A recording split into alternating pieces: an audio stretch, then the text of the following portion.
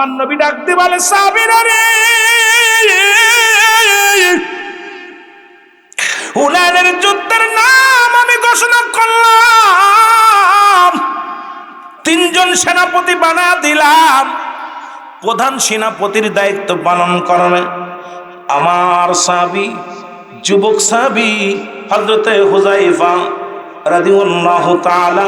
জোরে জোরে চিল্লায় বলা যাবে না মারহাবা। নাম কি? হুযায়ফা। সাহাবীরা টালুমালু তাকায়, দেখে হুযায়ফা মাঠে নাই। যার নামটা এক নম্বরে সেনাপতি সে ওই ময়দানে নাই। সাহাবীরা বলে, হুজুর, যার নামটা আপনি ঘোষণা করলেন ও তো আজকে বিয়ে করতে গেছে। এ যুবকরা খুব খেয়াল, মক্কা মদিনার সবচেয়ে বড় সুন্দরী, সবচেয়ে ভালো সুন্দরী, সে মেয়ের লগে আজকে বিয়ে হচ্ছে। ও তো বিয়ের সিঁড়িতে বসছে। ইয়া রাসূলুল্লাহ, ইয়া হাবিবাল্লাহ, ওর নামটা ঘোষণা করলেন। নবীজি বললেন, কি বললা? কয়, হুজুর, ও তো বিয়ে করতে গেছে। কথা বোঝেননি? বিয়ে করতে গেছে, বোঝেন কথা? নবীর প্রেমিকারা শুনো। রাসূলুল্লাহ হাতের মধ্যে একটা কাগজ নিলেন, লেখলেন, হুযায়ফা, আমার প্রিয় সাহাবী হুযায়ফা, আগামীকাল ফজরের নামাজ বাদে কাফেলা ছাড়া হবে হুনাইনের যুদ্ধের। হুযায়ফা রে, তোমার আমি 1 নম্বর সেনাপতি বানায়া দিলাম, তোমার নাম ঘোষণা করেছি। ইতি তোমার নবী রাহমাতাল লিল আলামিন। জোরে জোরে চিল্লায় বলেন মারহাবা। এর রাহমাতাল লিল আলামিন, আপনি উম্মতের জাবিন। বলেন রাহমাতাল লিল আলামিন, আপনি উম্মতের জাবিন। গুনাহগারের অতি আপনজন আল্লাহর নবী, নূরের নবী গো, আপনি নবী আমার জীবনের জীবন। বলেন আপনি আমার জীবন সাথী, অন্ধকার কবরের বাতি। বলেন আপনি আমার জীবন সাথী, অগয়ন্ধ আপনি বিনে কে আসে আমার। বলেন আপনি বিনে কে? এর রাহমাতাল লিল আলামিন, আপনি উম্মতের জাবিন। বলেন রাহমাতাল লিল,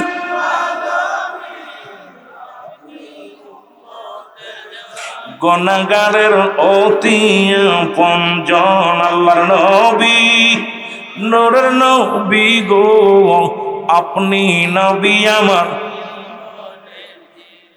আপনাকে যে পাইল জাহান্নামের আগুন তার হারাম হইল। নবী আপনাকে যে পাইল জাহান্নামের আগুন তার হারাম হইল। দয়া করে নবী দেন গো দেখা দেন। বলেন দয়া করে নবী দেন গো দেখা দেন। বলেন আপনাকে যে পাইল জাহান্নামের আগুন, দয়া করে নবী দেন গো দেখা দেন। আল্লাহর নবী, মায়ার নবী গো, আপনি নবী আমার জীবনের জীবন। বলেন আপনি অন্ধকার কবরের বাতি, আপনাই সারা বলেন বাঁচি কেমনে। বলেন আপনাই সারাই আমি এ দুনিয়ার মুসলমান।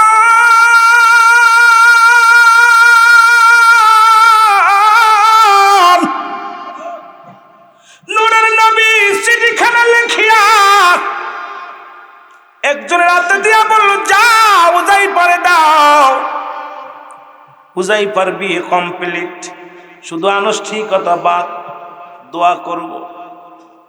আলেম ওলামা যখন বিয়ে শেষে দেখবেন ইমাম সাহেব একটু দোয়া করে, মুসল্লিদেরকে নিয়ে একটু দুরূদ শরীফ পড়িয়া দোয়া পড়িয়া কোরআন হাদিস কোরআনের কিছু আয়াত তেলাওয়াত করিয়া দোয়া করে, বিশেষভাবে মোনাজাত করে। আনুষ্ঠানিকতা বাদ, এমন সময় দেখে রে চিঠি লইয়া এক লোক বলে হুজাইফারে এই নাও চিঠি নাও। হুজাইফা চিঠিখানা হাতের মধ্যে নিয়া খুলিয়া দেখে রে, ও আমার হুজাইফা, হুনাইনের যুদ্ধে আগামী কাল ফজরে কাফেলা সারা হবে। এই যুদ্ধের প্রধান সেনাপতি আমি তোমার নাম ঘোষণা করেছি, ইতি তোমার নবী রাহমাতাল লিল আলামিন। হুজাইফা চিঠিগুলো একবার মাথার মধ্যে লাগায়, একবার বুকের মধ্যে লাগায়, একবার চুমা দেয় রে। রাসূলুল্লাহ চিঠিখানা পায়া ডাক দে হুজাইফা লাফ উঠে দাঁড়া বলে, লোকজনেরা শোনো, তোমরা থাকো, আমি রওনা দিলাম। হুজাইফার শ্বশুর এসে বলে, বাবা কি হয়েছে? কত দেরি নাই রে, আমার নবী রাহমাতুল লিল আলামিনের চিঠি, আমার নবীজি চিঠি লিখছে রে, রহমতের নবী চিঠি পাঠাইছে, হুনাইনের যুদ্ধের সেনাপতি বানাইছে আমারে। হুজাইফা রে, আমার মেয়েটা কোনোদিন কোনো বেগা কোনো পুরুষ দেখে নাই, তুমিও কোনো নারী দেখো নাই। হুজাইফা রে, তোমার বিবিটারে নিয়ে যাও, তুমি তোমার বিবিকে একটু দেখো, তোমার বিবিও তোমারে দেখুক। হুজাইফা কয়, আর একটা সেকেন্ড দেরি নয়, কারণ আগামীকাল ফজরের নামাজ বাদে কাফেলা সারা হবে, আমি আর দেরি করতে পারি না। দৌড়তে রওনা মুসলমান দৌড় শুরু করে দিলেন। পিছন থেকে সবাই ডাকতে বলে, হুজাইফা, আরে দাঁড়াও দাঁড়াও। হুজাইফা কয়, না রে, কারণ আমার নবী চিঠি দিছে রে, আমার নবী যুদ্ধের সেনাপতি বানাইছে আমারে, আমার পরে আরো দুজন আছে রে, তার মানে যুদ্ধের ময়দানে আমি শাহাদতের পেয়ালা পান করব। শহীদের তামান্না, শাহাদতের তামান্না কেমন ভিতর অন্তরে ভিতরে ঢুকছে আমার যুবক বাবারা। হুজাইফা দৌড় শুরু করেছে, দৌড়ায়া দৌড়ায়া রাহমাতুল লিল আলামিনের কদমের মধ্যে গেলেন, নবীজিকে সালাম দেয়, আসসালামু আলাইকুম ইয়া রাসূলুল্লাহ, আসসালামু আলাইকুম ইয়া হাবিবাল্লাহ। নবী ডাকতে কয়, হুজাইফা তুমি আইছো? বলে, ইয়া রাসূলুল্লাহ, ইয়া হাবিবাল্লাহ, আমি আইছি। নবী কয়, তাড়াতাড়ি যুদ্ধের জন্য প্রস্তুতি নাও, সরঞ্জামে গুছায় নাও, সকালবেলা ফজরের নামাজ বাদে কাফেলা সারা হবে, সুতরাং তুমি তোমার জিনিসপত্র গুছায় নাও। হুজাইফা গুছায় নিলেন, ফজরের আযান হয়ে গেল। এ হযরত বেলাল রাদিয়াল্লাহু তাআলা আযান দিল গো। ও যুবক বন্ধুরা, রহমতের নবী ইমামতি করলেন, কারণ নবীর কাছে চারটা জিনিস প্রিয় ছিল। নাম্বার ওয়ান হলো নবীর কাছে এক নাম্বার প্রিয় ছিল নামাজ। নবীজি নামাজের গুরুত্ব দিত বেশি। আমরা সুন্নি মুসলমান, আমরা নামাজের অলসতা অনেকে দেখায়, এই জন্য তো মুসলমান অনেক বাতিলেরা সুযোগ পায়, সুন্নিরা নামাজ পড়ে না। আমি বলি, তোদের পায়ে হাত দিয়ে বলি, নবী নবী বলে যদি পাগল হও, নবীর কাছে এক নাম্বার প্রিয় ছিল নামাজ, দুই নাম্বার নবীর কাছে প্রিয় ছিল তার উম্মতগণ, তিন নাম্বার প্রিয় ছিল তার বিবিগণ, চার নাম্বার প্রিয় ছিল সুগন্ধি জিনিস। আমি সুন্নি ভাইদের কাছে অনুরোধ করে যাব, আজ থেকে বিড়ি সিগারেটকে না বলবেন, আজ থেকে পরের বোর দিকে আর নজর দিবেন না, পরের বিবির দিকে আর নজর দিবেন না, নিজের বিবির দিকে নজর দিবেন। বাবারা আমার, নিজের আপন ভাইয়ের চাইতন্য অমুসলিম ভাই মুসলমান শুনে নাও, আরো সুন্নি ভাইকে জীবনের চাইতে বেশি ভালোবাসবেন। এক সুন্নি ভাই আর এক সুন্নি ভাইকে আপনার জীবনের চাইতে অধিক পরিমাণ ভালোবাসবেন। আজ থেকে প্রতিজ্ঞা করবেন, নামাজ ছাড়বেন না, সামনের কাতারে যে বসবেন, যাতে করে বাতিলেরা সুযোগ না পায় জামাতে আসার। বারবারে আমরা যদি জামাতে নামাজ ঠিক মতো আদায় করি, দেখবেন বাতিলদের মসজিদে জায়গা হবে না। জোরে বলেন ঠিক কিনা? এই তিনটা জিনিস আমার বড় কষ্ট লাগে। রাসূলের আদর্শ যদি আমাদের ভিতরে না থাকে, সুন্নি বইলা লাফালাফি করি, মানুষ টিটকিরি মারে, দাড়ি চাষি বারে বারে কই যে নবীর ভালোবাসে, ওরা হাসে। দাড়ি বালক বারে বারে চাষি আর কই নবীর প্রেমিক, নবীর প্রেমিক। ওরা কয়, দেখ এটা কি, পাগলে কি কয়, পাগলে কি কয়। কারণ এই জন্য আমার নবীর সাথে, নবীর গুণে নবীর গুণান্বিত হতে হবে। জোরে বলেন ঠিক কিনা? এর নবীর প্রেমে জীবন গড়ো, নবীর প্রেমে জীবন গড়ো, নসিব করো মদিনা, নবীজি কেনা দেখাইয়া। আরো জোরে বলেন, নবীজি কেনা দেখাইয়া কবরে ডাক দিও না। বলো নবীজিকে আরো জোরে বলেন, নবীর প্রেমে জীবন গড়ো তোমরা, নবীর প্রেমে জীবন গড়ো, নসিব করো মদিনা নবীজিকে না দেয়া মোলো আমার নবী মুস্তাফায়ে গো। জোরে বলেন, ঈমান মোলো আমার নবী। জাহান্নামে পড়ে থাকি তবুও না ভয় করি, ইশকে মুহাম্মাদের মালা যদি গলে রয় গো।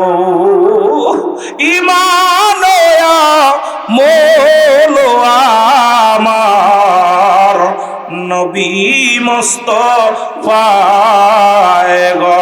জোরে বলেন, ঈমান মোলো আমার নবী মুস্তাফায়ে গো। তোর যদি ইমানই না থাকে তোর কিসের আমল? দাড়ি টুপি জুব্বা পাগড়ির বড়াই করো, ইমান নাই, এই বস্তুটাই নাই। জোরে বলেন ঠিক কিনা? এ আমার ভাইয়েরা, আমার বন্ধুরা, আমার এ তো গেল বালকদের কথা, একটু যুবকদের কথা বলি। হায় হায়, সময় তো দৌড়াই, প্রচুর দুরন্ত রইতেছে। এ আমার যুবক বন্ধুরা শোনে নাও, রাসূল ঘোষণা করে দিলেন, নবীজি আমার এইরকম হাজার হাজার শত শত যুবকেরা বসে আছে। রাসূলুল্লাহ বললেন, আরেকটা যুদ্ধের নাম ঘোষণা করলেন। সেই যুদ্ধের নাম হলো, নবীজি বললেন, সেই যুদ্ধের নাম হলো হুনাইনের যুদ্ধ। জোরে জোরে বলো মারহাবা। যুদ্ধের নাম কি? হুনাইনের যুদ্ধ। রাসূল বললেন, আমি তিনজন সেনাপতির নাম ঘোষণা করব। কয়জন? তার মানে আর বুঝতে বাকি নাই, দুজন আগেই শেষ। কথা বলছেন? রাসূল যাদের নাম যুদ্ধে একাধিক সাহাবীদের নাম ঘোষণা করেছে, মুসলমান দুজন বললে একজন বিদায় হয়ে গেছে, তিনজন বললে দুজন বিদায় হয়ে গেছে। কারণ আমার নবীজি এই পৃথিবীর মধ্যে তিনজন সেনাপতির নাম ঘোষণা করবে। নবীজির সাহাবীরা বসে আছে, কার নাম বলবে রে? আমার যুবক আব্বার একটু শুনে নাও, যারা এখানে বসে আছো একটু তোমাদেরকে দিয়ে আসি, নবীর প্রেমের কথাগুলো বলে আসি। আমার বাবারা, রাসূলুল্লাহ বললেন, আমি যুদ্ধের সেনাপতি, আমি আজকে নাম ঘোষণা করব। সাহাবীরা অপেক্ষা আছে, কার নাম বলবে? সবাই আছে আমার নাম বলবে, ও মনে করে আমার নাম বলবে, ও মনে বলে আমার নাম বলবে। ইমামতি শেষ করলেন, সাহাবীদেরকে নিয়ে বসলেন। তিনটা পত্র আসলো যাইবার হাতে। প্রথম চিঠি আসে, চিঠির মধ্যে লেখা, স্বামী রে, আমি জানি আপনি শাহাদাতের ও স্বামী, আপনি যাবেন যুদ্ধের ময়দানে। যেহেতু রাসূলুল্লাহ তিনজন সেনাপতির নাম ঘোষণা করেছে, আমার আর বুঝতে বাকি নাই, আপনি শাহাদাতের পেয়ালা পান করবেন।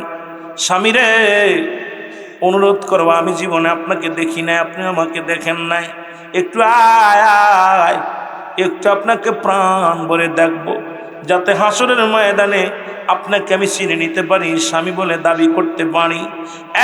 স্বামী আয়। চিঠিখানা উত্তরে দিল, বিবিরে আমাকে পিছে ডেক দিও না, কারণ আমি আমার নবীর রাহমাতুল আলামিনের কদম মোবারক, আমাকে প্রাণ ভরে দেখতে দাও। বিবিরে তুমি আমাকে ভালোবাসা দিয়ে পিছনে ডাক দিও না রে বিবি। চিঠিখানা নিয়ে আবার চলে গেলেন, আবার একটা চিঠি আসলেন, একই অনুরোধ, বাপ বিবির স্বামীরে একটু আয় আয়, দূর থেকে আপনাকে আমি প্রাণ ভরে দেখবো, ভালোবাসা দিব না, কাছে টানবো না, দূর থেকে শুধু আপনাকে প্রাণ ভরে দেখবো। চিঠির উত্তর লেখলো, বিবিরে না অসম্ভব, কারণ আমার নবীজি যে কোনো মুহূর্তে, এখনই যে কোনো মুহূর্তে রওনা দিতে পারে যুদ্ধের ময়দানে। সুতরাং আমি প্রধান সেনাপতি, আমি যদি তোমার প্রেমের জালে পড়ে যাই রে বিবি, তোমার দেখে যদি মায়ার জালে পড়ে যায়, হয়তো আমি ভুলে যাব। সুতরাং আমাকে পিছনে ডাক দিও না, আমি যুদ্ধের ময়দানে যাব। তৃতীয় চিঠি আসলেন, একই অবস্থায়। নবীজি তাকায় দেখে রে, তিনটা চিঠি আসলেন হুযায়ফার হাতে। নবী ডাক দিয়ে বলেন, হুযায়ফা, দেখলাম একটা লোক তিনবার তোমার কাছে আসলো, তিনটা কাগজ নিয়ে আবার তুমি তিনটা ফেরত দিলা। হুযায়ফার কারণটা কি? বলে ইয়া রাসূলুল্লাহ, ইয়া হাবিবাল্লাহ, গত সন্ধ্যায় আমার বিয়ে হয়েছে। ইয়া রাসূলুল্লাহ, ইয়া হাবিবাল্লাহ, আমিও আমার বিবিরে দেখি নাই, বিবিও আমার দেখে নাই। আমার যুবকরা ভালো করে শুনে নিও, নবীজি গো, আমার বিবিও আমারে দেখে নাই, আমিও বিবিরে দেখি নাই। নবী গো, ইয়া রাসূলুল্লাহ, ইয়া হাবিবাল্লাহ, কারণ আমি তো 1 নম্বর সেনাপতি, আমার নাম ঘোষণা করেছে। আমার পরে আরো দুজন আছে, আমার বিবি সবাই জানে, কারণ আমার নবীজি যেহেতু 1-এর অধিক সেনাপতির নাম ঘোষণা করেছে। নির্ঘাত আমি আর দুনিয়ার মধ্যে বেঁচে থাকবো না। ইয়া রাসূলুল্লাহ, ইয়া হাবিবাল্লাহ, এই জন্য আমার বিবি বড় আশা করেছে আমাকে দেখার জন্য। ইয়া রাসূলুল্লাহ, ইয়া হাবিবাল্লাহ, আমার নবী ডাক দেখায়, হুযায়ফারে যাও যাও, আমি নবী তোমাকে হুকুম দিলাম, চলে যাও। জোরে জোরে চিল্লায় বলা যাবে না মারহাবা? আর একটু জোরে বলেন মারহাবা, আরো জোরে বলেন মারহাবা। এ আমার ভাইরা, আমার বন্ধুরা, আমার গভীর মনোযোগ। হুযায়ফা, নবীজি বললেন হুযায়ফারে যাও, বিবির সঙ্গে দেখা করে আসো। যুবকরা খুব খেয়াল করবেন। হুযায়ফা দৌড়ে চলে গেলেন, যা বিবিরে ডাক, আসসালামু আলাইকুম ইয়া আহলাল বাইত। ভিতর থেকে বাইরে আসে বিবি, স্বামীরে আপনি আইছেন? বিবিরে দূর থেকে দেখো, কাছে এসো না, আমাকে ভালোবাসা দিও না, তুমি মক্কা মদিনার সুন্দরী নারী, তোমার প্রেমে যদি আমি পড়ে যাই, হয়তো আমি যুদ্ধে যাওয়ার কথা বলে যাব, আমার নবীর কথা ভুলে যেতে পারি। না না, তোমার প্রেমে আমারে ফাঁসায় না, তুমি আমার দূর থেকে দেখো। ডাকতে বলে, স্বামী, খোদার কসম, আপনাকে আমি প্রেম বিনোদন করব না, আপনাকে কাছে টানবো না, একটু সুযোগ দিবেন, আমি শুধু ওযু করব, 2 রাকাত নামাজ শুধু আপনার সাথে আদায় করব। এবার ওযু করলেন, 2 রাকাত নামাজ আদায় করলেন, স্বামী স্ত্রী দুজন মিলিয়ে আদায় করলেন। আদায় করিয়া বলে, স্বামীরে, আজকে আমি দোয়া করব, আপনি শুধু আমিন শব্দটা ব্যবহার করবেন, আপনার আর কিছু বলা লাগবে না, আপনার কাছে আমি কিচ্ছু চাই না, শুধু আপনি আমিন শব্দটা বলবেন। আমার নবীজি, নবীর গোলাম কি করলেন, আমার বাবারা আমার শোনে না, এবার হাত উঠায়া দিলেন। মুসলমান হুযায়ফার বিবি কান্দে, রব্ব, আমার রব, আমার প্রতিপালক, রব্বানা যালামনা আনফুসানা ওয়া ইল্লাম তাগফির লানা ওয়া তারহামনা লানাকুনান্না মিনাল খাসিরিন। আদম আলাইহিস সালাম দোয়া করেছিল, আল্লাহ, আমি তোমার কাছে প্রার্থনা করি, আমার আল্লাহ রব্বুল আলামিন, আমি সতী নারী হইয়া তোমার দরবারে প্রার্থনা করি, আল্লাহ, হুনাইনের যুদ্ধে আমার স্বামী যাবে, নির্ঘাত শাহাদাতের পেয়ালা পান করবে, আল্লাহ, আমি বিধবা হয়ে যাব, আমি কেমনে দিন কাটাবো রে আল্লাহ? আল্লাহ, আমি একটা অল্প বয়সী নারী, আল্লাহ, এভাবে কেমনে আমি দিন কাটাবো? তোমার কাছে প্রার্থনা করি, আমার স্বামীকে তুমি শহীদ না বানায়া, গাজী বানায়া তুমি আমার বুকে ফিরাইয়া দিও। সঙ্গে সঙ্গে হুযায়ফা হাত দুখানা নামায়া ফেলেছে। আরে হুযায়ফা যখন হাতটা নামায়া দিছে, বিবি ডাকতে বলে, স্বামী রে, কি করলেন আপনি? কি করলেন? এই মাত্র দোয়াটা কবুল হয়ে যাচ্ছিল, কারণ আমি সতী নারী, রব্বে কারীমের দরবারে হাত উঠায়া দিছি, আমার রব্বে কারীম কবুল করবে, আপনি হাতটা নামায়া ফেললেন। হুযায়ফা কয়, বিবি রে, তুমি ভুল করতেছো, আরে আমার নবী আমাকে লিখে রাখছেন শাহাদাতের তামান্না, সুতরাং তুমি আমারে ফিরাইতে চাও। ও বিবি, পাগলামি করো না, দেখা হবে হাসরের ময়দান, বিদায়। হুযায়ফা দৌড় দিলেন, দৌড়ে চলে গেলেন। এবার নবী কয়, চলো, যুদ্ধের ময়দানে গেলেন। খোদার কসম, বাবারা, আমার পিছনের দিকে হুযায়ফা একবারও তাকালেন না, বারবার পিছন থেকে ডাকে, বিবি ডাক দিয়ে বলে, স্বামী, একবার তাকান, প্রাণ ভরে দেখেনি, একবার তাকান, একবার পিছন দিকে তাকান। হুযায়ফা পিছন দিকে না তাকায় চলে গেলেন, যুদ্ধের ময়দানে চলে গেলেন। অনেকগুলো শহীদ মুসলমান, অনেকগুলো কাফের বেঈমানদেরকে কতল করার পর হুযায়ফা দুনিয়ার মায়া ছেড়ে চিরবিদায় হয়ে গেল। রাসূলুল্লাহ সাহাবীদের লাশগুলো আনতে বললেন, লাশগুলো আনা হলো নবীজির সামনে। আমার নবী বলেন, আমি এদের জন্য দোয়া করব বিশেষভাবে। হুযায়ফার বিবি দৌড়ে আসলেন, হুজুর, আমার স্বামীর লাশখানা দেখবো। আমার নবী ডাকতে বলে হুযায়ফার বিবিরে দাঁড়াও। নবীজি সব লাশগুলো টেনে টেনে আনলেন। আমার নবী ডাকতে বলেন আমার সাহাবীরা আমার হুযায়ফার লাশ কই? আমার নবী যাতে দেখো ওই দেখো হুযায়ফার লাশখানা আনা হলো। হুযায়ফার দেহের মধ্যে ক্ষত বিক্ষতর দাগ, হুযায়ফার গায়ের মধ্যে অনেকগুলো তরবারি রাখা। হুযায়ফা শাহাদাতের পেয়ালা পান করেছে। আমার নবীজি ডাকতে বলে হুযায়ফা রে, মক্কা মদিনার সুন্দরী নারী, তার প্রেমে তুমি পড়ে নাই, আমি নবীর ভালোবাসার মধ্যে পড়েছো। তুমি তোমার সুন্দরী নারীর বিবির চাইতে আমারে তুমি ভালোবাসো। হুযায়ফা রে, এই সুন্দরী নারী তোমারে ঠেকাইতে পারে নাই। আমার হুযায়ফা রে, নবীজি দোয়া করে। হুযায়ফার বিবি ডাকতে বলে ইয়া রাসূলুল্লাহ, ইয়া হাবিবাল্লাহ, আপনি আমার জন্য দোয়া করবেন। আমি আজ জীবনে কোনোদিন শাদী মোবারক করব না। ওই কিয়ামতের ময়দানে যেন আমার স্বামীর পরিচয় আমি যেন পাই, আমার স্বামী যেন আমার স্ত্রীর পরিচয় দেয়। কিয়ামতের ময়দানে আমি শহীদের বিবি হইয়া ইয়া রাসূলুল্লাহ, ইয়া হাবিবাল্লাহ, ওই হাসরের ময়দানে রব্বে কারীমের দরবারে যেন দাঁড়াইতে পারি।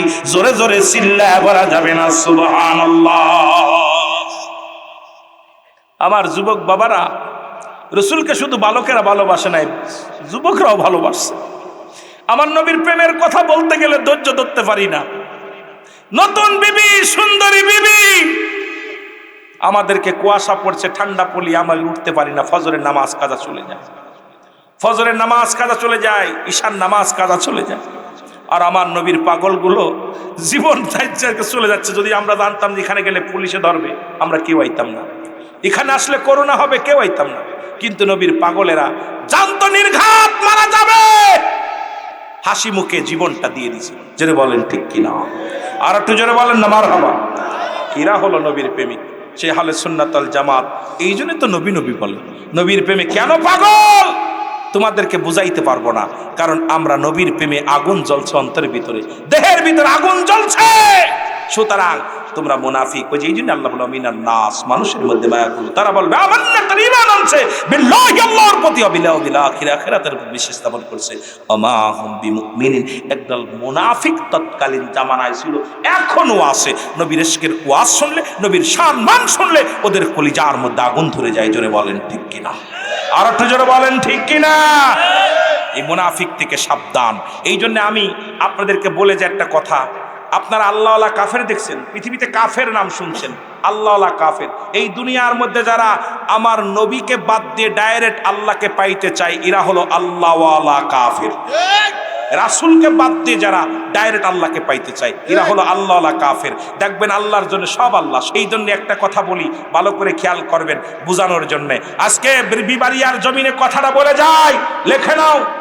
যারা হযরত উসমান রাদিয়াল্লাহু তাআলাকে হত্যা করেছিল, তাদের জবানে ছিল নারায়ে তাকবীর।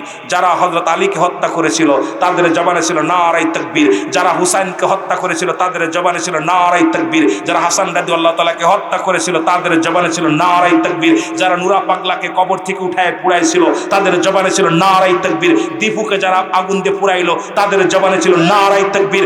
শত শত মাজার যারা গুড়িয়ে ভাঙ্গে দিয়েছে, তাদের জবানে ছিল নারায়ে তাকবীর। এদের জবানে একটার জবানেও নারায়ে রিসালাত ছিল না। জোরে বলেন ঠিক কিনা? আর একটু জোরে বলেন ঠিক কিনা? খুব সাবধান। আরে রিসালাত ওলি আল্লাহর দুশমনেরা কোরআন সুন্নাহর আলো দাঁড়িয়ারা বিষ্ণু সদকার পাড়ার পক্ষ থেকে হয়তো আমার পরে অনেকে ক্ষিপ্ত হবেন সত্য প্রকাশ করার জন্যে। আজকে দেখেন তাদের জবানে দাড়ি, টুপি, জুব্বা সব আছে, জবান দিয়ে বলছে নারায়ে তাকবীর বলে ভাঙ্গে উড়িয়ে দিতেছে। এই যখন হাসান হোসাইন রাদিয়াল্লাহু তাআলাকে হত্যা করেছিল, হুসাইন শিবিরও আজান হয়েছিল, এজিদ শিবিরও আজান হয়েছিল। সুতরাং দুই শিবিরে আজান হয়েছিল। এক শিবির ওরা হত্যা করেছিল, রক্ত নিয়ে খেলা করেছিল, আর এক শিবির জীবন দিয়া তবু আল্লাহর গোলামি করেছিল। যারা বলেন ঠিক কিনা? সুতরাং এই জন্য আহলে সুন্নাত ওয়াল জামাত একটা জায়গা দেখাইতে পারবেন না এরা নারায়ে রিসালাত বলে কেউর ঘরে আগুন দিছে, নারায়ে রিসালাত বলে কারুর মাজার ভাঙছে, নারায়ে রিসালাত করে কাউকে হত্যা করেছে, নারায়ে রিসালাত করে দুর্নীতিবাজ করছে। কারণ নারায়ে রিসালাত যারা বলে এরা শান্তিপ্রিয় দল। জোরে বলেন ঠিক কিনা? আরো জোরে বলেন ঠিক কিনা? সুতরাং ইতিহাস একটু খোঁজেন, ইতিহাস খোঁজেন। সাহাবীদের হত্যা করেছে, তাবিদের হত্যা করেছে, আমার আল্লাহর ওলিদের হত্যা করেছে, ওলি আল্লাহদের মাজারগুলো গুড়িয়ে দিতেছে।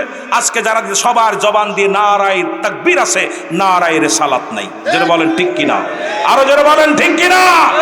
সুতরাং সাবধান, চলছে ধর্ম নিয়াং বাড়াবাড়ি আগুন ইমানের বাজারে, থাইকো হুঁশিয়ারে মুমিন থাইকো হুঁশিয়ারে। শেখ সাদে আব্দুল্লাহর বাপ গাইছে, তাই না? চলছে ধর্ম নিয়াং বাড়াবাড়ি, চলছে ধর্ম নিয়াং বাড়াবাড়ি আগুন ইমানের বাজারে, থাইকো হুঁশিয়ারে মুমিন থাইকো। উম্মত হবে ৭৩ দল, ৭২ দল যাবে রসাতল, বলছে নবীগণে। বর্তমানে বাতিল ফেরকা দেশটা গেছে ভরে। ঠিক কিনা, ঠিক কিনা? ওরা কবি নবী মাটির মানুষ, ওরা বল মিলাদ ক্যাম্প করা যাবে না, ওরা বল বলিদের কাছে যাওয়া যাবে না, ওরা বলে মাজারে কিছু নাই। মাজারালা আজকে দুনিয়ার মধ্যে যেগুলো মাজার ভাঙছো, মাজারালা কি ক্ষতি করছে তোমার? মাজারালা কোনো ক্ষতি করে নাই। কিন্তু আমি দেখলাম তিরমিজি শরীফের হাদিস ৩৯৫২ নম্বর হাদিসটা, আমি দেখে আশ্চর্য হয়ে গেলাম। বলছে নবীজি বলছে, শেষ জামানায় একদল মানুষ নিজেরা মূর্তি পূজা করবে আর অন্যকে উৎসাহিত করবে। দেখলাম আমাদের জামানায় বর্তমান দাড়িওয়ালা টুপিওয়ালারা পীর সাহেব যাইয়া সিজদায় পড়ে আছে। জোরে কোন ঠিক কিনা, জোরে বলেন ঠিক কিনা। এই হাদিস আমার আব্বার কথা না, তিরমিজি শরীফের ৩৯৫২ নম্বর হাদিসটা। নবীজি বলে গেছে একদল উম্মত হবে, তারা নিজেরা মূর্তি পূজা করবে আর অন্যকে উৎসাহিত করবে। দেখলাম আবার বাবারা একটা নারায়ের সালাতের ভাইয়েরা কেউ মূর্তি পূজা করতে যায় নাই, কেউ সিজদায় পড়ে নাই। আমরা মাজার জিয়ারত করতে যাই, মাজার পূজা করতে যাই না। জোরে বলেন ঠিক কিনা। কিন্তু তোমরা মাজারে যে সিজদা দিছো, নামাজ পড়ছো, দোয়া করছো, প্রমাণ আছে হাজার হাজার। আমরা বিরোধিতা করতে চাই না, কারণ আমরা চাই না অশান্তি, আমরা চাই শান্তি। আমরা আসলেই সুন্নিরা আমরা ক্ষমতা কেন্দ্রিক দল না, আমাদের দলটা হলো আদর্শ কেন্দ্রিক দল, নবী কেন্দ্রিক দল। জোরে বলেন ঠিক কিনা। সুতরাং বর্তমান অবস্থা খুব ভালো না। সুন্নি ভাইদেরকে বলবো, সামনে নির্বাচন, খুব সাবধান। অনেক মার খেয়েছি, অনেক গালি শুনেছি, অনেক কষ্ট পেয়েছি, আমাদের আর সময় নাই। পিঠে দেওয়াল বেঁধে গেছে, পিঠে দেওয়াল বেঁধে গেছে। এখন আমাদেরকে খুব সাবধানে চলতে হবে, কারণ সুন্নিদের পক্ষে যারা নাই, আজকে যারা সরকার আছে তারাও একটা মাজারের বিবৃতি দেয় নাই। আজকে যারা দুনিয়ার মধ্যে এতগুলো মাজার ভাঙছে, তাদের বিচার হয় নাই। ও ভাই, আজকে আমার কষ্ট হয়। হাদি ভাইয়ের হত্যার মামলা, হাদি ভাইকে হত্যা করেছে, আজকে অমুকরে গুলি করে। এর একটা আমার রইস ভাইকে যেদিন হত্যা করেছিল, ওদিন যদি এই সরকার ওদিন বিচার করত, ওদিন তারা খুনিরা সামনে দিয়ে ঘোরাঘুরি করতেছে, শুধু সুন্নি হওয়ার কারণে তার বিচার হয় নাই, তার সন্তানকে এতিম করে দিছে। ওই ঘরের প্রতি কান্না শুনতেন, ওই মায়ের কান্না, তার মেয়ের কান্না, তার বউয়ের কান্না, তার মার কান্না, তার বাবার কান্না, এটা একটু অজারে জয়নে ঝরছে। এই চোখের পানি বিফলে যাবে না, তাহলে আজকে হাদি ভাই খুন হতো না। কারণ এর জন্য আপনারা দায়ী, যারা প্রশাসন আছেন, যারা ক্ষমতা আছেন। আমি আপনাদেরকে সতর্ক করে বলি, যে কোনো বিচার যেটাও হত্যা হবে, এর কড়া বিচার করা লাগবে। জোরে বলেন ঠিক কিনা। আইন সবার জন্য সমান।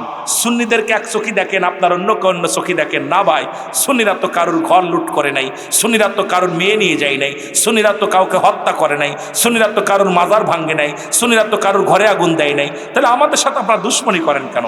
আমরা তো আপনাদের কাছে কিছু চাই না। আমরা নবীর ভালোবাসি, নবীকে ভালোবাসি। আমাদের অপরাধ কি? আমরা তো আমার রসুলকে ভালোবাসি, জীবনের চাইতে, জানমালের চাইতে আমরা রসুলকে ভালোবাসি। এটা যদি অপরাধ হয়ে যায়, আমাদেরকে যে শাস্তি দিবেন সেই শাস্তি মেনে নিব। তবে আমার ভাইদের যে হত্যাকাণ্ড হয়েছে, আমরা তাদের বিচার চাই। আমরা শহীদ নুরুল ইসলাম ফারুকের বিচার পেলাম না, আমরা নজরুল ইসলাম আমার রইস ভাইয়ের বিচার পাইলাম না।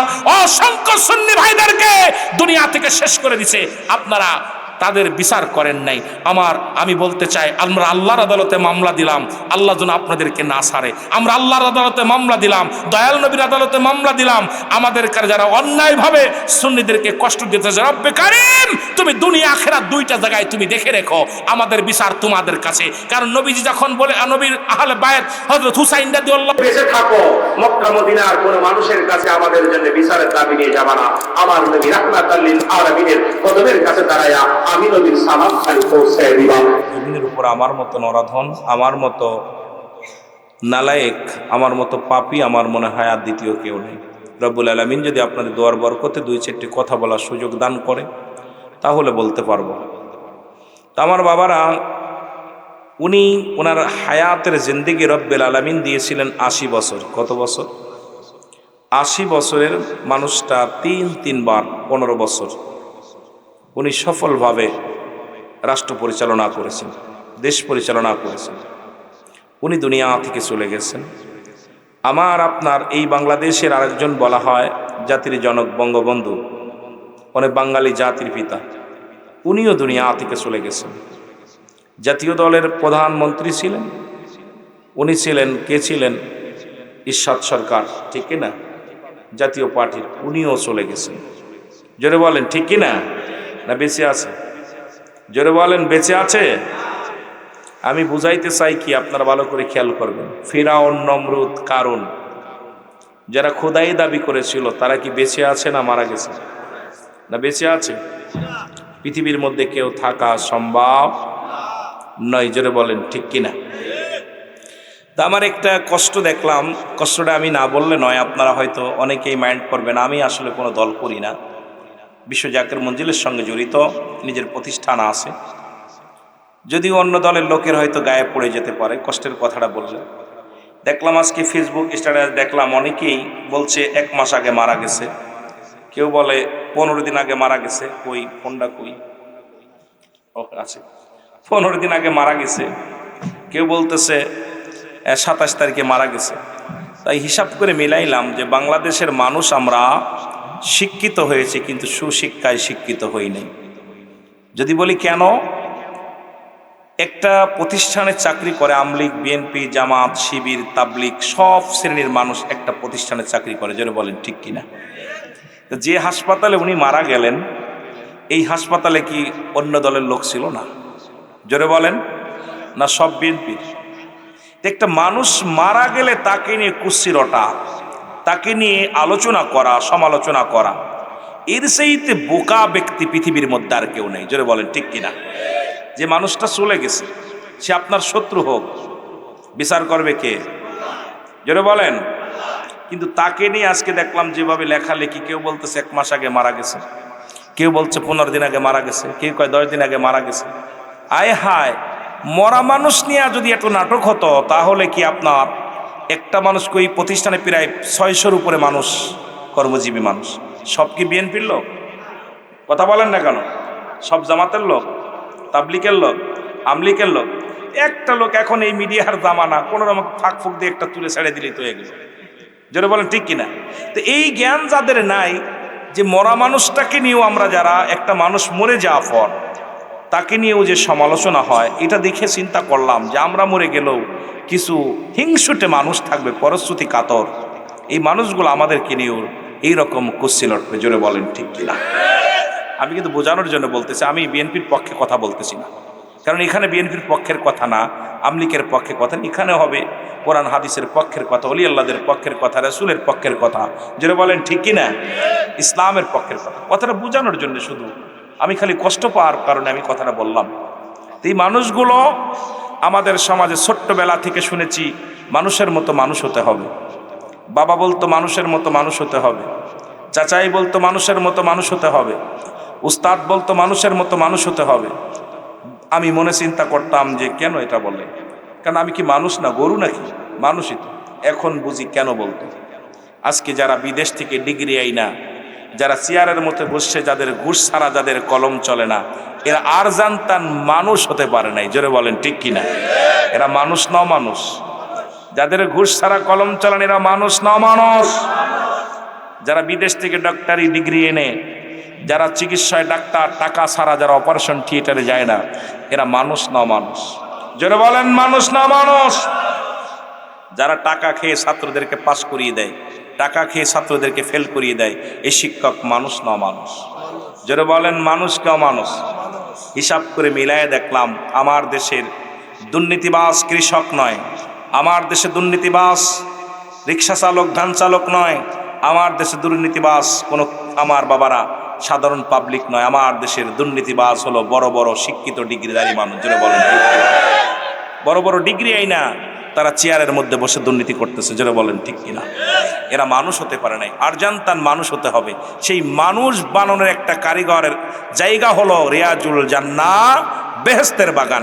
এখানেও আইসা আমাদের মতো কিছু অমানুষ মার্কা আলেম রাসূলকে নিয়ে কটূক্ত করা, রসুলের বিবিদেরকে নিয়ে কটূক্ত করা, কোরআনকে নিয়ে সমালোচনা করা, সাহাবীদেরকে নিয়ে সমালোচনা করা, গিবাতের মধ্যে ঢুকে গেছে। তারাও এখন আমি মনে করি মানুষ হতে পারে নাই, তারাও অমানুষ। চলে বলেন ঠিক কিনা? কথা আছে না মিছা? কথা বলেন, কষ্ট হচ্ছে?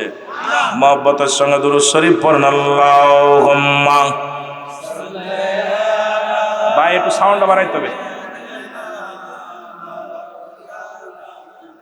মদিনা যাইতে পারলাম না, মদিনা দেখতে পারলাম না, বল মদিনা যাইতে পারলাম না। আমি অসহায় তাই এত দূরে রই, আমি অসহায় তাই এত দূরে রই, শুধুই সালাম জানাই, বলো শুধুই সালাম জানাই, মদিনা মদিনা দেখতে পারলাম না, মদিনা মদিনা মদিনার নাম কত মধু,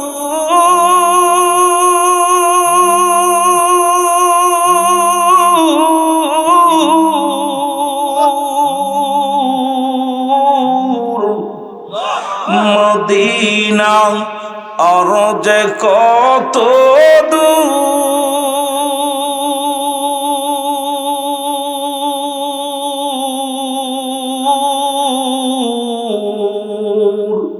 ওই মদিনার পথের ধুলি, ওই মদিনার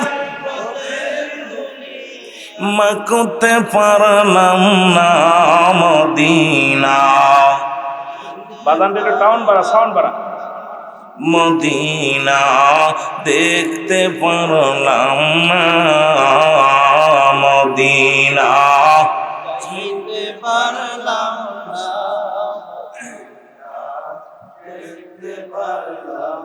আমি অসহায় তাই এত দূরে রই, ভালো অসহায় তাই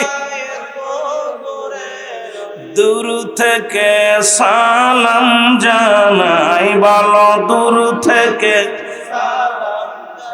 নাই, মদিনা যাইতে পারলাম না, মদিনা দেখতে পারলাম। এই দুনিয়ার মুসলমান,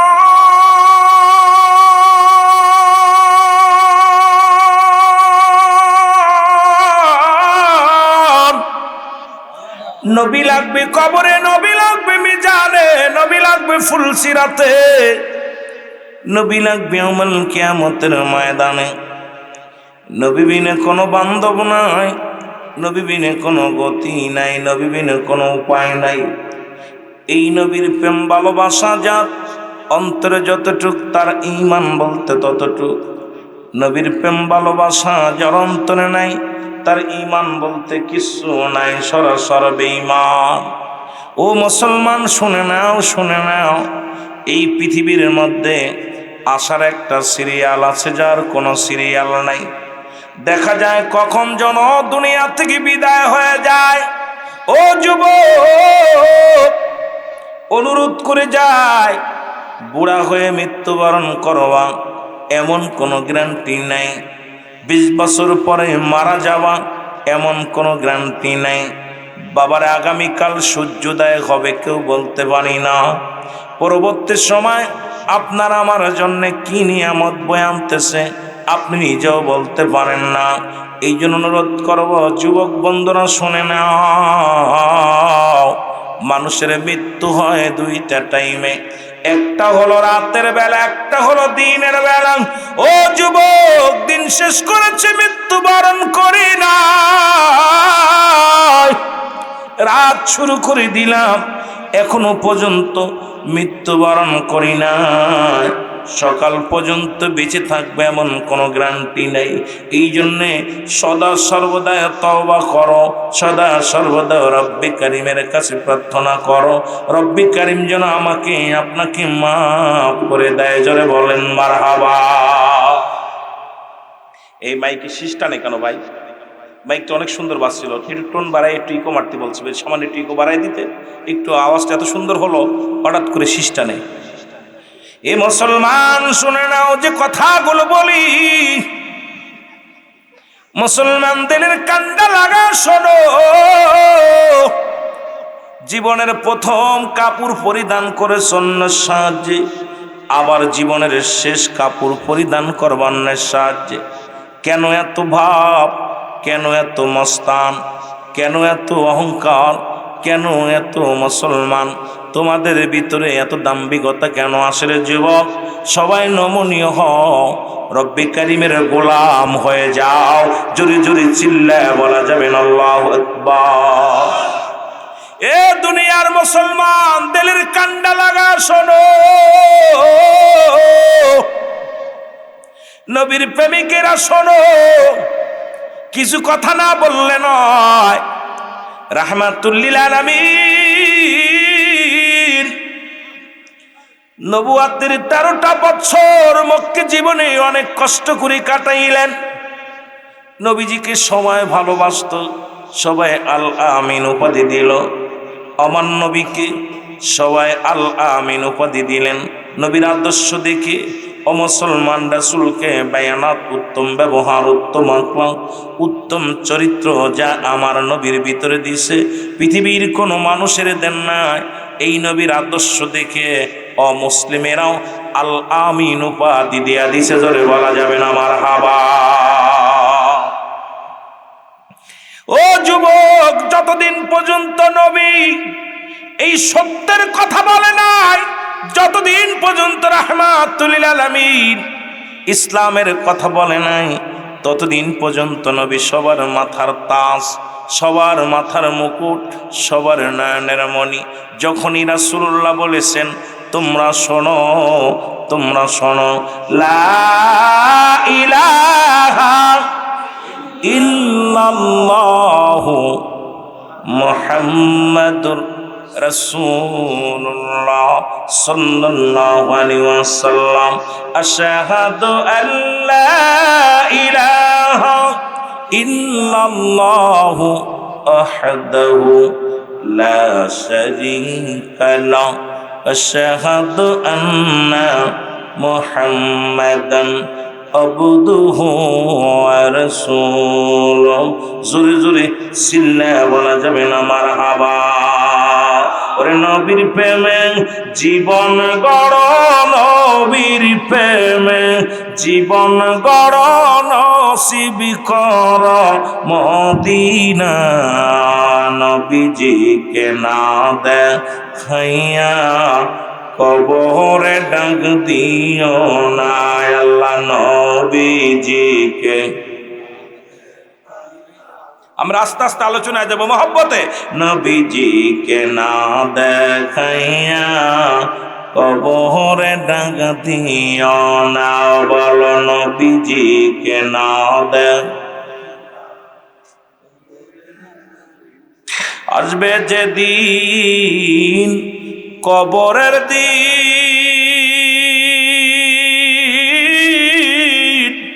রাসূল গুনাহগারের ফেলো না, আসবে যেদিন খবরের দিন, রাসূল গুনাহগারের ফেলো না, নবীজিকে না দে। আরো জোরে জোরে বলেন, নবীজিকে না দেখাইয়া কব। এরে নবীর প্রেমে জীবন গড় তোমরা, নবীর প্রেমে নসিবি করো মদিনা, নবীজিকে না দে। এ দুনিয়ার মুসলমান,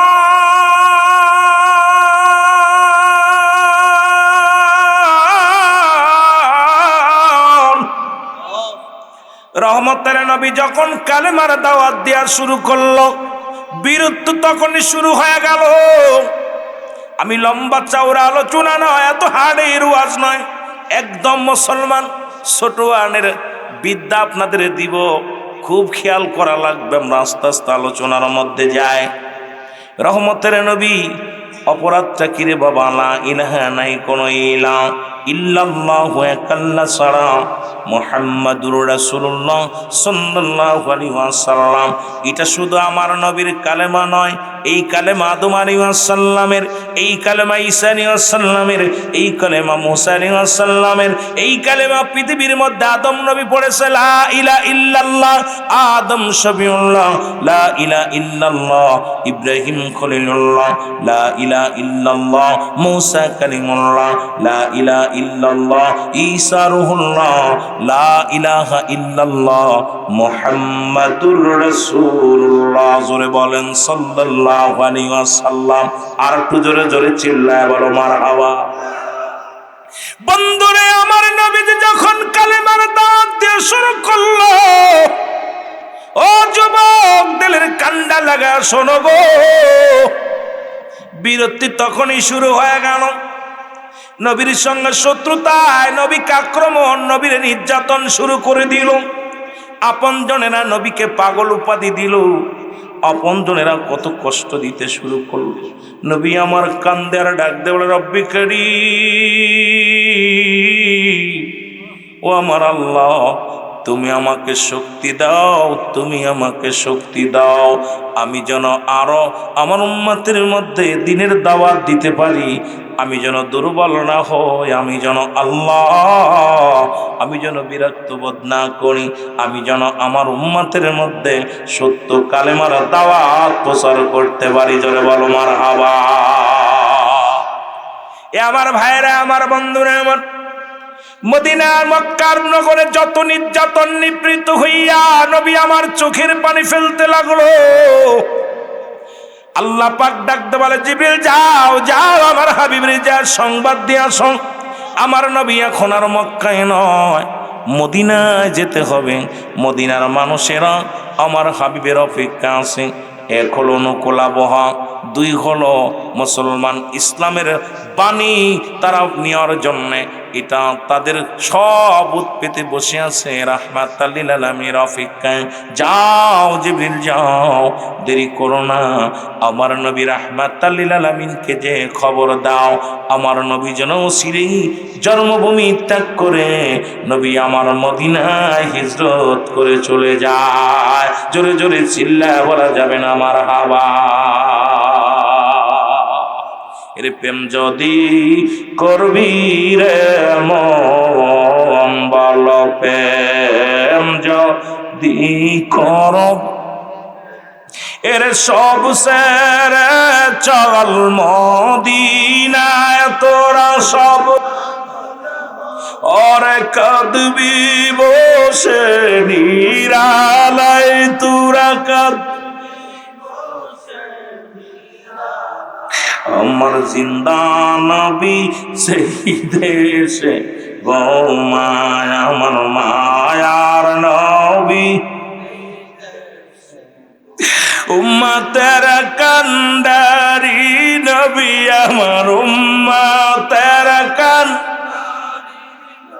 ওরে কাঁদেন শুয়ে রাজা আমার দয়াল নবী যেই দেশে গৌমায় আমার মায়ার আয় হায় প্রেম যদি করবি রে মন ভালো প্রেম যদি শিখি আরে সব সেরে চল মদিনায় তোরা সব সে আমার জিন্দা নবী যেই দেশে গৌমায় আমার মায়ার নবী এ আমার ভাইরা আম্মা জান আয়েশা সিদ্দিকা বলে দুনিয়ার মানুষ শোনো যারা এই যুগে যারা ইউসুফ আলাইহিস সালামকে দেখে যারা আঙ্গুল কেটে ফেলেছিল গো তোমরা যদি এই যুগের মানুষ আমার নবী রাহমাতুল লিল আলামিনকে দেখতে আমার নবী নূরের তাজাল্লি নজর যদি একবার তোমরা দেখতে কাটতে কাটতে কলিজাটা কেটে ফেলতে তো টের পাইতা না এমন গুণ এমন রূপ এমন নূরের তাজাল্লি রব্বুল আলামিন আমার হাবিবের ভিতরে দান করেছে ও দুনিয়ার মানুষ রে এই মানুষটাকে কেমনে মানুষ আঘাত করে কেমনে মানুষটাকে মুসলমান কষ্ট দেয় এই মানুষের বিবেক কেমন জোরে বলেন না বুঝি আসে না জোরে বলেন ঠিক কিনা রহমতের নবী জিবরিল আমিন আয়া বলে নবী গো মায়ের নবী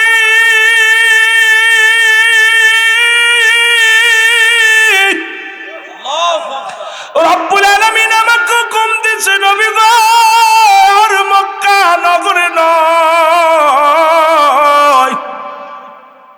রব্বুল আলামিন হুকুম দিয়েছে আপনার মদিনায় যাইতে হবে গো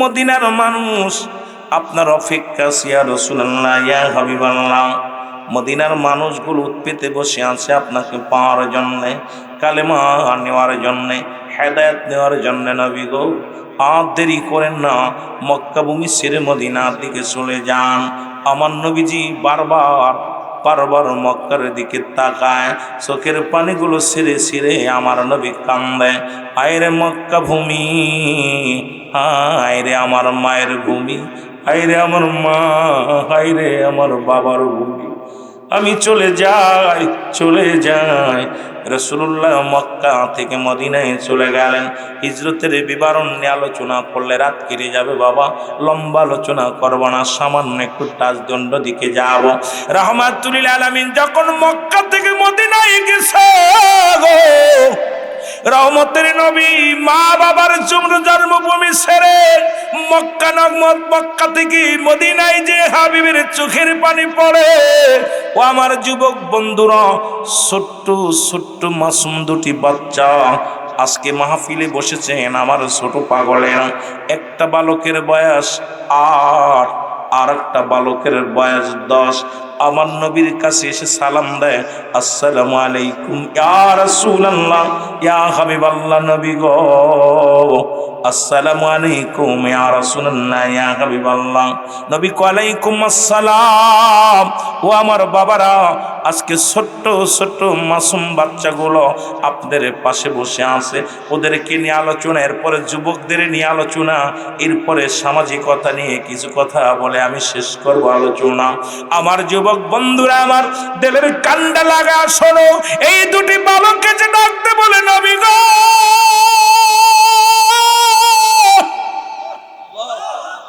ও মায়ের নবী আপনার বাড়ি কই গো নবীরে বালক দুটি ডাকতে বলে ইয়া রাসূলুল্লাহ ইয়া হাবিবাল্লাহ নবী গো আপনার বাড়ি কই নবী বলে আমার বাড়ি মক্কায় বলে ইয়া রাসূলুল্লাহ ইয়া হাবিবাল্লাহ এই মক্কা থেকে কেন মদিনায় আসলেন নবীজি কয় মক্কার মানুষেরা আমারে কষ্ট দিছে মক্কার মানুষেরা আমারে বড় যন্ত্রণা দিছে রে মক্কার মানুষেরা আমারে অনেক দুঃখ দিছে। বালক দুটি ডাকতে বলে, ইয়া রাসূলুল্লাহ, ইয়া হাবিবাল্লাহ, মক্কার মানুষ আপনারে কষ্ট দিল, আপনার কি দুনিয়ার মধ্যে আব্বা মা নাই? আমার নবী ডাকতে বলেন, বালকের রে, আরে আমি নবী এমন এতিম,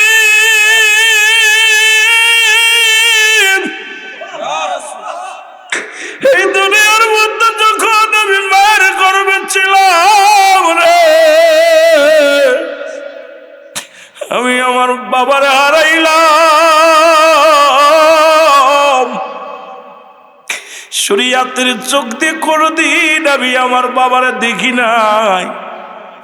বালকেরা রে, এই দুনিয়ার মধ্যে আমার মা জনম দুঃখিনী মা কেউ হারাইছি, আমার আব্বা মা কেউ দুনিয়াতে শরীয়তে আর জিন্দা নাই।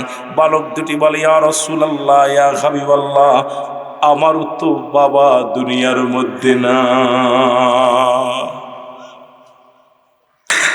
আল্লাহর নবী ডাকতে বলে, বালকেরা রে, আয় আয় আমার কাছে বল। 8 বছরের বালক দুটি আর 5 বছর আর 10 বছরের বালক দুটি ডাকতে বলে, ইয়া রাসূলুল্লাহ, ইয়া হাবিবাল্লাহ, আপনি মক্কা থেকে মদিনায় আসলেন, কিসের জন্য আসলেন নবী গো? আমি ইসলামের দাওয়াত দেওয়ার জন্য আসছি। বলে, নবী গো, মক্কায় কি কোনো মানুষ নাই? মক্কা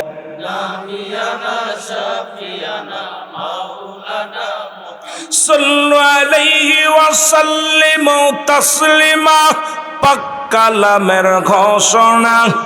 সাল্লু আলাইহি ওয়া সাল্লিমু তাসলিমা, পাক কালামের ঘোষণা। নবীর উপর পড়ো দুরূদ, নবীর উপর পড়েন দুরূদ, আল্লাহ পাকের ঘোষণা। আল্লাহুম্মা সাল্লি আলা সাইয়্যিদিনা মুহাম্মদ, নবিয়ানা শাফিয়ানা মাওলানা মুহাম্মদ। আল্লাহুম্মা সাল্লি আলা সাইয়্যিদিনা মুহাম্মদ, আর নবিয়ানা শাফিয়ানা মাওলানা মুহাম্মদ। বালক দুটি ডাকতে বলে, নবী, বালক দুটি ডাকতে বলে, মা মা মা, চোখের পানি বইসা পেল গো জনম দুঃখিনী মা। মা ডাকতে বলে, বালকের রে, আরে রহমতের নবী যুদ্ধের ডাক দিছে, আজকে দুনিয়ার মধ্যে তোমার বাবা বেঁচে নাই, যদি বেঁচে থাকতো তাহলে আমি কিয়ামতের ময়দানে শহীদের মা, শহীদের বাবা, শহীদের বিবি হতে পারলাম না। ডাক দে কয়, মাগো আমরা যাব যুদ্ধের ময়দানে। 8 বছর আর 10 বছরের বালক দুটি ডাক দে কয়, মা আমরা যাব যুদ্ধের ময়দানে, শাহাদতের পেয়ালা পান করব, শহীদ হয়ে যাব রে মা। কিয়ামতের ময়দানে তুমি রব্বে কারিমের দরবারে দাঁড়ায়া বলবা, আমি শহীদের মা ছিলাম, আমি শহীদের মা ছিলাম। জনম দুঃখিনী মা ডাকতে বলে, বালকেরা রে, আমার নবী বলছে কোন বালকেরা যাইতে পারবে না, কোন মেয়েরা যাইতে পারবে না, কানা খোড়া লাংড়া নোলা এলাও হবে না। তোরা ছোট্ট মানুষ, তোদেরকে আমি যাই, তোরাদেরকে নবীজি যুদ্ধেই নিবে না। সুতরাং আমি শহীদের মা হতে পারলাম না, নিজেও শহীদ হতে পারলাম না, শহীদের বিবেও হতে পারলাম না। বালক ডাকতে বলে, মা মা, আমরা ছোট, কিন্তু আমার আল্লাহ তো ছোট না। জোরে জোরে চিল্লায় বলা যাবে না আমার হাওয়া। কত বুদ্ধি দেখছি। 2 ছেলে ডাক দেখে, মা ও মা, আমরা ছোট, কিন্তু আমার আল্লাহ কি ছোট? মা গো, আমাদেরকে বিদায় দাও, আমরা যাব যুদ্ধের ময়দানে। রহমতের নবী ডাকছে, আমাদেরকে হুকুম দাও। 2 ভাইকে 2টা চুমা দিয়ে বুকের সঙ্গে টান দিয়ে কয়, যা, আমার মায়ার নবীর জন্য তোদেরকে কুরবানি করে দিলাম। সুবহানাল্লাহ। আরো জোরে, আরো জোরে। প্রেম কারে কয়? আহা, ভালোবাসা কারে কয়? বালক 2টারে কুরবানি করে দিছে মা। জনম দুঃখিনী মাঠ থেকে বিদায় নিয়ে হাসি মুখে 2 ভাই চলে আসে। এদিকে রহমতের নবী ডাকতে বলে, মক্কা মদিনার মানুষেরা শোনো, এর কাফের সৈন্যরা অস্ত্র শস্ত্র নিয়ে যুদ্ধের জন্য প্রস্তুতি নিয়ে রওনা হয়ে গেছে। তোমরা তাড়াতাড়ি লাইনে দাঁড়াও, তোমাদেরকে আমি যুদ্ধে যাওয়ার জন্যে আমি আজকে বাছাই করব। কারণ মুসলমানদের অস্ত্রের সংখ্যা হলো মাত্র 8টা। কয়টা? মুসলমানদের অস্ত্রের সংখ্যা হলো 8টা, ঘোড়ার সংখ্যা হলো মাত্র 2টা। কাফেরদের সৈন্যের সংখ্যা হলো 1000, ঘোড়ার সংখ্যা 1000, তরবারির সংখ্যা 1000। আর মুসলমানদের সৈন্যের সংখ্যা ছিল মাত্র 313 জন। অস্ত্রের সংখ্যা ছিল মাত্র মুসলমান 8টা, ঘোড়ার সংখ্যা ছিল মুসলমান মাত্র 2টা। এইটা নিয়ে যুদ্ধ হবে বাতিলের বিরুদ্ধে। ইমানদারেরা বসে আছো যারা, শুনে নাও, দিলের কান্ডা লাগায় শুনে নাও আমার বাবারা আমার। রহমতের নবী ডাক দিলেন, মদিনার অলিগলি থেকে নারী পুরুষ বৃদ্ধ আবাল কানা খুড়া ল্যাংড়া নোলা সবাই যুদ্ধে যাওয়ার জন্য প্রস্তুতি নিয়ে রাস্তায় দাঁড়িয়ে গেল। নবীজি তাকায় দেখে কানা খুড়া ল্যাংড়া লোলা সব যুদ্ধে যাবে, সব দাঁড়ায় গেছে লাইনে। নবীজি দেখে চিন্তা করে, যুদ্ধের ময়দানে কানাডারে নেওয়া যাবে না, খুড়াডারে নেওয়া যাবে না, ল্যাংড়াডারে নেওয়া যাবে না, বোবাডারে নেওয়া যাবে না, ছোটডারে নেওয়া যাবে না, বাছাই করবে। নবীজি বললেন, তোমরা এইভাবে ঢালুয়াভাবে তো যুদ্ধে যাওয়া যাবে না। তোমরা জানো যুদ্ধের ময়দানে অস্ত্র চালাইতে হবে, যুদ্ধের ময়দানে বলের প্রয়োজন, শক্তির প্রয়োজন, কৌশলের প্রয়োজন। তোমরা সবাই আবেগ দিয়ে বাস্তব হবে না। আমি নবী আজকে সৈন্য বাছাই করব। মারহাবা বলেন না? ছোট যারা আছো, প্রথম নবী বললেন, তোমরা বালক যারা আছো সবাই লাইনতে সরে দাঁড়াও। তোমরা কানা খোড়া যারা আছো লাইনতে সরে দাঁড়াও। বুবা ল্যাংড়া যারা আছো সব লাইনতে সরে দাঁড়াও। দুই ভাই যুক্তি করে বাইরে কাম সারছে। মার কাছ তো ছুটি নিয়ে আসলাম, কিন্তু নবী তো ছোট মানুষদের বাদ দিতে বলতেছে। লাইনতে মা বাদ হয়ে গেলাম, আমরা তো এলাও হব না। ছোট ভাই বড় ভাইরে কয়, ভাই যুদ্ধে যেতেই হবে, কারণ আমার নবীর চোখে পানি পড়ছে দেখছি, আমার রাসূলুল্লাহর চোখে পানি বাইর হয়েছে। সুতরাং আমরা দুই ভাই আবু জেলকে টার্গেট করছি, মারতে হইব, কিন্তু আমাদের যাইতেই হবে। জোরে বলেন না সুবহানাল্লাহ। দুই ভাই যুক্তি করে, নবীজি কইছে দুই ভাই এক ভাই, ছোট বালকেরা যাইতে পারবা না। দুই ভাই লাইন দাঁড়াইছে। ছোট ভাই কয়, বড় ভাই ওই দেখ একটা পাথর, ওই পাথরটা উঁচু আছে, ওর পর দাঁড়াবি, তুই মাপে ঠিক হয়ে যাবি। সুবহানাল্লাহ বলেন না? দুই ভাই এক জায়গা দাঁড়াইলে বাদ হয়ে যাব, আমি একটু পিছে দাঁড়াই, তুই সামনে দাঁড়া। দাঁড়াইছে লাইনে। নবীজি মাপতে মাপতে মাপতে মাপতে সবাই নিতেছে।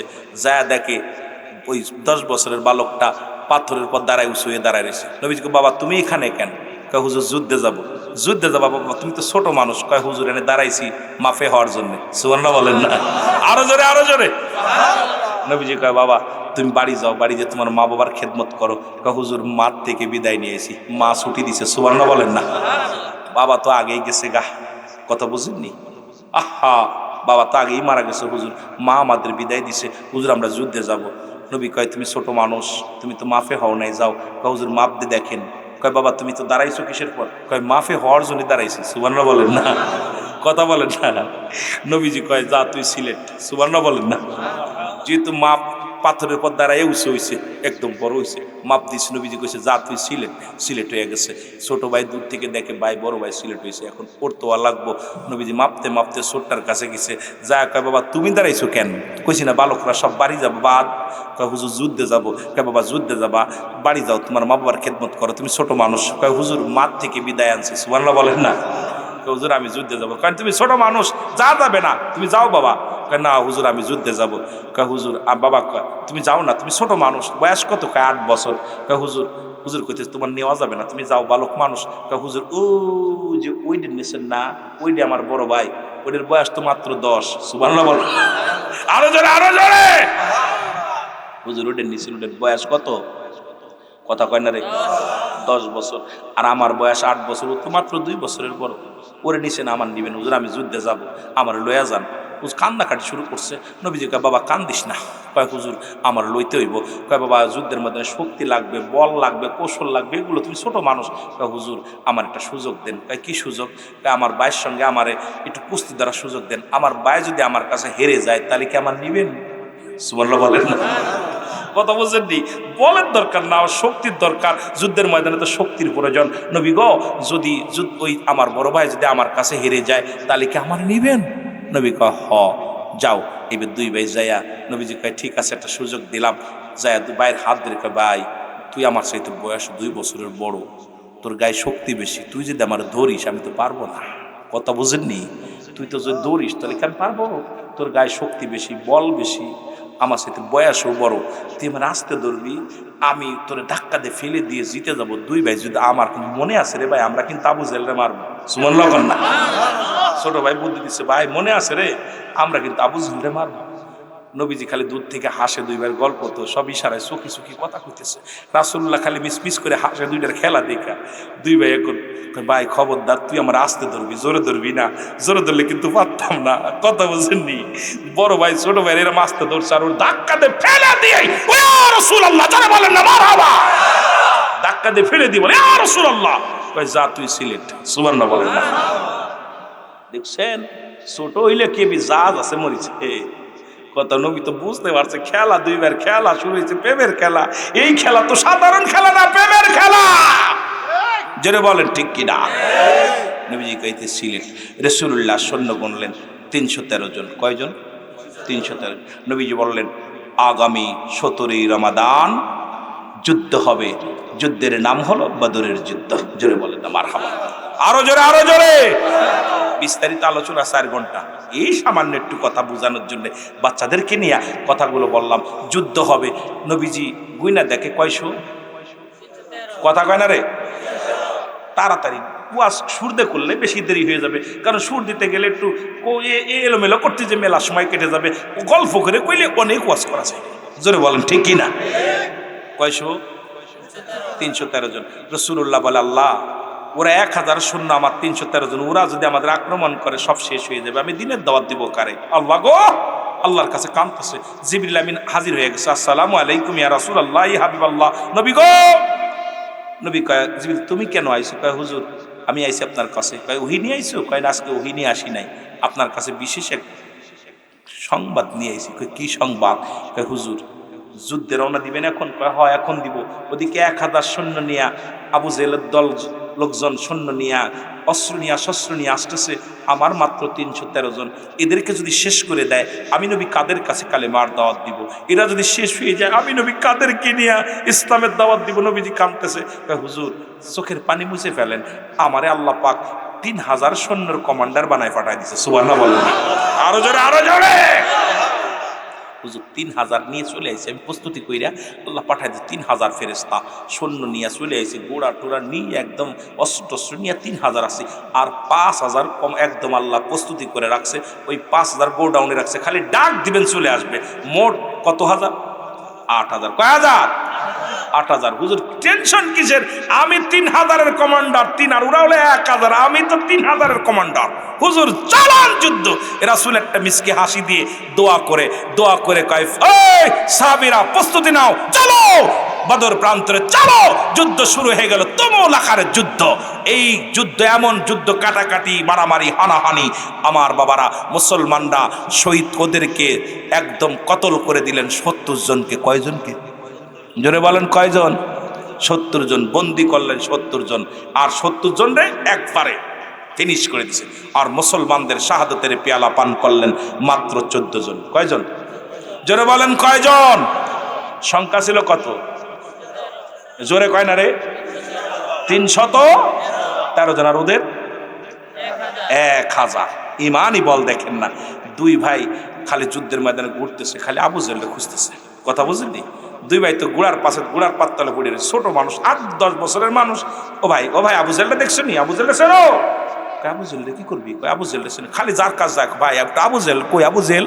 একজন ওই দেখ, ওই সাদা গুড়ার মধ্যে শীত কপাইলে গুড়ার মধ্যে বড় গুড়ার উপরে দাঁড়াচ্ছে, ওইটাই হলো আবু জেল। দুই ভাই কেন অস্ত্র নিয়ে চলে গেছে ওই জায়গা যাইয়া। দুই ভাই খালি সোয়া পায় না, কোপ দেয়, সোয়া পায় না, কারণ অনেক উঁচু দাঁড়ায় রয়েছে আবু জেল। দুই ভাই, বড় ছোট ভাই কয় বড় ভাই এইভাবে মারা যাবে না, তুমি একটা কাজ করো, তুমি সামনে দাঁড়ায়া ঘোড়ার পায়ে কোপ মেরে দিবা, পাও কেটে যাবে, ঘোড়া ফুরে যাবে, আমি পিছন থেকে ছেড়ে দিব। সুবহানাল্লাহ বলেন না? কৌশল অবলম্বন করতেছে। কথা বুঝেননি? আর নবীর প্রেমিকেরা বড় ভাইরে কইতে, ভাই তুমি কি করবা, ঘোড়ার পার মধ্যে কোপ দিবা, ঘোড়ার পা কেটে যাবে আর ঘোড়া পড়ে যাবে, এই ফাঁকে আমি ছেড়ে দেব। ঠিক একই অবস্থা, বড় ভাই ঘোড়ার পায়ের মধ্যে কোপ দিছে আর ঘোড়া যেই পড়ে গেছে, পিছন থেকে ছোট ভাই একদম আবু জেলের ঘাড় যেতে পারে গেছে। আল্লাহু আকবার বলেন না। এদিকে আবু জেলের ছেলে আসিয়া ছোট ভাইয়ের হাতের মধ্যে কোপ লাগা দিছে। যখন হাতটা সম্পূর্ণ কেটে গেছে, সামান্য একটু চলতেছে, ছোট ভাই দেখে হাতটা অসাল, আর চলে না। ডান হাতের তরবারিটা বাম হাতের মধ্যে নিয়ে ডান হাতটা পাততলে দিয়া টান দে সিরে বলে, ইয়া রাসূলুল্লাহ, ইয়া হাবিবাল্লাহ, আমার এই হাতে ডিস্টার্ব করে, এই হাতটা আমি রাখবো না। সুতরাং বা হাত দিয়ে কোপ শুরু করে দিলেন। মুসলমান গভীর মনোযোগ। দুই ভাই আবু জেলের ছেলে আসিয়া দুই ভাইকে চির বিদায় করে দিল, এই দুনিয়ার মায়া ছেড়ে চলে গেল। রাসূলুল্লাহ সাহাবীদের লাশগুলো যখন আনলেন, বদর প্রান্তরের লাশগুলো টেনে টেনে আনা হলো রাসূলের কাছে। আমার নবীর সামনে ওই বালক দুটের লাশ, 8 বছর আর 10 বছরের লাশ দুটো। রাসূলুল্লাহ দেখে চোখের পানি ধরে রাখতে পারে না। আমার নবী কাঁদদার কয়, বালকের রে, আমি নবীর এত ভালোবাসো রে, ও বালকের রে, আমি নবীর জন্য, ইসলামের জন্য তোর তাজা জীবন দুটি দিয়া গেলি। জিবরিল আমিন এসে বলে, ইয়া রাসূলুল্লাহ, ইয়া হাবিবাল্লাহ, জান্নাতের দরজাগুলো খুলে, জান্নাতের দরজাগুলো খুলে, ফেরেশতারা হালান সালাম, ফেরেশতারা অপেক্ষাতে কখন আসবে। ইয়া রাসূলুল্লাহ, ইয়া হাবিবাল্লাহ, প্রত্যেকটা সাহাবীদের জন্য জান্নাতে সুসজ্জিত করা হয়েছে। ইয়া রাসূলুল্লাহ, ইয়া হাবিবাল্লাহ, যেমন আমাদের মুসলমান 15 বছর পরে তার এক দেশে আসলো, যেমন তার জন্য বিশাল আয়োজন করা হলো। এর মুসলমান নবীর প্রেমিক যখন দুনিয়া থেকে জীবন দিয়া গেল, জান্নাতি হুর গেলে মানগল তার স্বাগতম জানানোর জন্য জান্নাত কারো সুসজ্জিত করিয়া দুনিয়ার মধ্যে মুসলমান শুনে নাও, আমার আল্লাহর মেহমান, নবীর মেহমান মুসলমান শুনে নাও, এই পৃথিবীর মধ্যে জান্নাতি মেহমানগুলো তাদেরকে স্বাগতম জানায় জান্নাতি ফেরেশতারা তাদের জন্য অপেক্ষা করতেছে। আমার ভাইয়েরা, এই বালক দুটি আমার রাসূলকে কত ভালোবেসেছিল, জীবন দিয়া প্রমাণ করে দিল, জীবনের চাইতে আমার নবীর ভালোবাসা বড়। জোরে বলেন ঠিক কিনা? এই হলো এই জন্য ব্যক্তির জীবনের অমূল্য সম্পদের নাম হলো রূহ, আর মানব জীবনের অমূল্য সম্পদের নাম ঈমান। রূহবিহীন যেমন বডির কোনো মূল্য নাই, বডির আর মূল্য, একটা চোখ নাই, হাত নাই, কান নাই, যদি রূহ থাকে বডিটার মূল্য আছে, কিন্তু সব দেখতে শুনতে ভালো, রূহটা নাই, এই বডির কোনো মূল্য নাই। তদ্রূপ ঈমানবিহীন কোনো আমলের মূল্য নাই। ঈমান একটা হলো ঈমান, একটা হলো আমল। নামাজ পড়েছেন এটার নাম আমল, রোজা রাখছেন এটার নাম আমল, হজ করেছেন এটার নাম আমল, যাকাত দিয়েছেন এটার নাম আমল, ইবাদত বন্দেগী যা করেছেন এটা হলো আমল। আর ঈমান হলো নবী মুহাম্মদুর রাসূলুল্লাহ সাল্লাল্লাহু আলাইহি ওয়াসাল্লাম।